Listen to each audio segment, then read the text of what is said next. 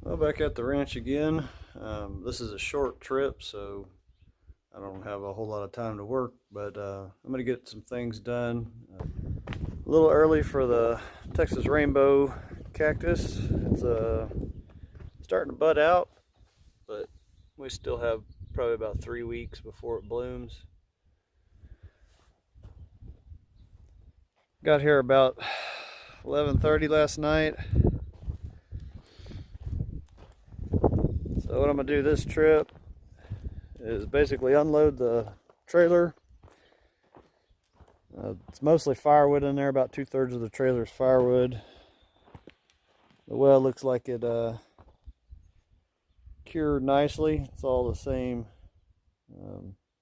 color. Got the door. I made this door for the well at the top, above grade. I curved it, which should be for about a 36-inch diameter on the inside. It was not easy to bend this. This is 3/16 plate steel. It took a lot of beating with a sledgehammer to get that thing curved. We got a few flowers budding out. This is a Asteraceae, this little yellow one here. And this is a very small purple prairie verbena. They get pretty good size though. They'll get about probably a 2-foot diameter little shrub looking plant when it's fully matured. Looks like something dug up my cactus or kicked it when it was walking through my cactus garden. I'll have to replant that. Yeah, we still haven't gotten any rain. Look at this Texas rainbow. Something kicked it out of the ground and it's still got a flower. That shows the resilience of the plants out here. The pond is looking pretty dry. It's got a little water in it, but the way the animals are hitting it right now, I don't think it's going to last too long. It's just the two little pockets where I dug it a little deeper, just to see how deep I can get with that big bucket on the machine. So we've got, the last time I was here, that big rock right there, the water was right at that level of that one. Oh no, I'm sorry, not that one. It was on that one down there. So all that's dried up in the past 3 weeks. I got two little pockets. That one over there is about 6 feet deep. This one's only about 4 feet deep. That's enough water for what I need to work on the well a little bit. So that's the big plan though, is work on the well this trip. The 2 days I have to do something. I brought a pecan tree that I've been growing for a while. It looked like it got beat up pretty good on the trip. Some of it dried out from the metal on the trailer being hot, and this got smashed. I'm gonna go ahead and plant it. It'll be the first of many pecan trees. I'm gonna plant this one here, and then about 25 feet down later I'll plant another one, so on, all the way down. Pecan trees. I may mix it up with some other types of, almond and chestnut, different types of trees like that. But that's going to be the first one. I'm going to plant it right here close to where the creek that feeds the pond is going to dump out.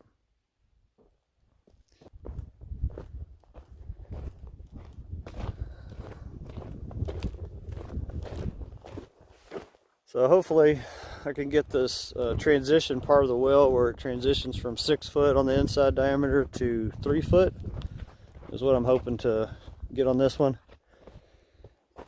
Let's go look at the well.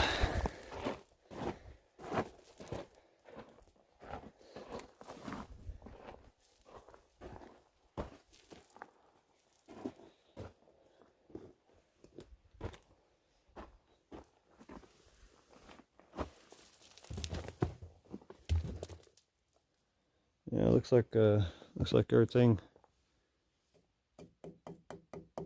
set up nicely.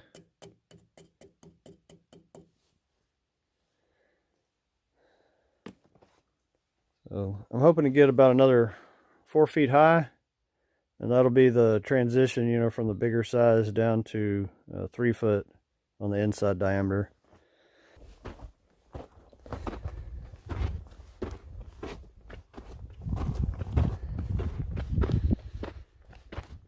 So that's the plan anyway. I'll get it up another 4 feet. I'm gonna bring the machine. I'm gonna backfill around it up to that level, and then hopefully it still hadn't rained by then. The pond should be almost completely empty. I'll be able to dig out all this silt that's settled in there over the years since I dug on it last, and then dig into that bank and tie in that gravel bed that I put in between the well and the pond. And I'm gonna put a whole bunch of big rock there. This pile of rock here, I'll put it up along this bank here where it kind of drops off, and that water can filter through that and then filter through the gravel and get in the well. This section here I'm going to fill in with rock, bring it up so it makes it easy to drive across to the other side, and then that, you know, that's going to be wide there so that water has to build behind that little dike that I made last time I had the machine out here.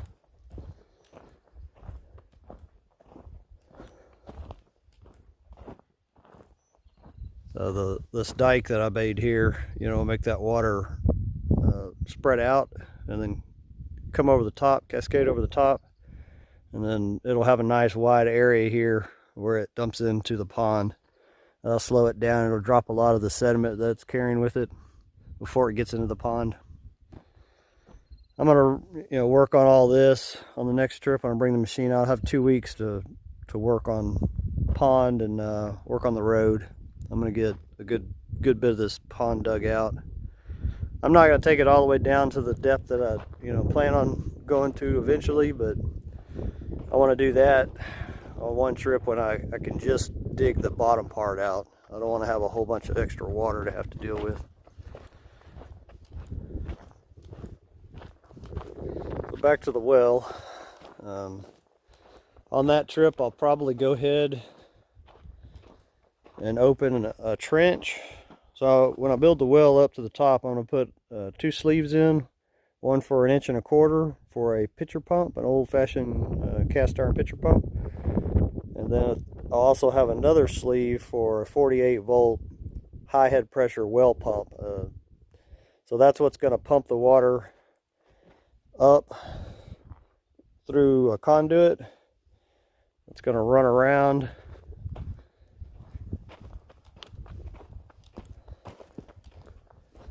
I'll probably come through, I don't know, I might come through here or somewhere right in here. I haven't exactly decided, but it's going to come around, and then that's why I got these 8x8s. I need to go ahead and set the corners for the other building, because this part of the building will be the mechanical room that's going to house the water filters and you know, UV disinfectant light later for it. I'm going to bring that conduit up here and then loop it into another conduit, and it will run into the back corner of where the kitchen is going to be of the building. This is a temporary fix until I can get my 600-gallon tank at the top. So I'll just turn the pump on when I need it inside. It'll pump through that loop, go back in the building, go through the filter, and then I'll tie it back into that water line that feeds from the tank that's up on the roof on my little temporary building there. And that'll fill my tank for now. Later, I'm going to, from this mechanical room, I'll run a conduit using this road that I'm going to abandon right here, this little section of road. And it'll go up and follow that road and go all the way up to the top to that 600-gallon tank that I'm going to make a building over. And, you know, that pump will kick on, fill the tank up the top. It'll gravity drain back. I'll filter it as I use it here at the building. But like I said, this mechanical room here is going to be where all that filter and everything is going to be. That's why I'm going to loop it over here first. I'll show you what I've got in the trailer.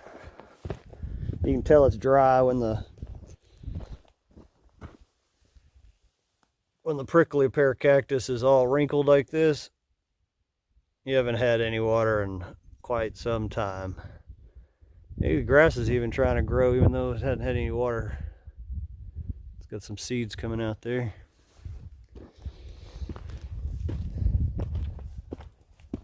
I'll give you a peek at what I've got in the trailer before I unload it all. So I got a piece of 24-inch culvert pipe, the plastic HDP pipe. Got my buckets to refill over there, and then a whole bunch of firewood that I split out a little at a time from my East Texas property when I brought it back to the house. And got some 8-inch Schedule 40 PVC there. Some bags of lime. I brought 10 bags of lime.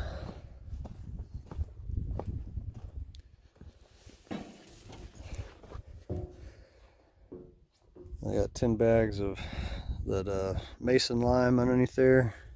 Brought another 100-foot water hose. Just, you know, a whole bunch of firewood mainly.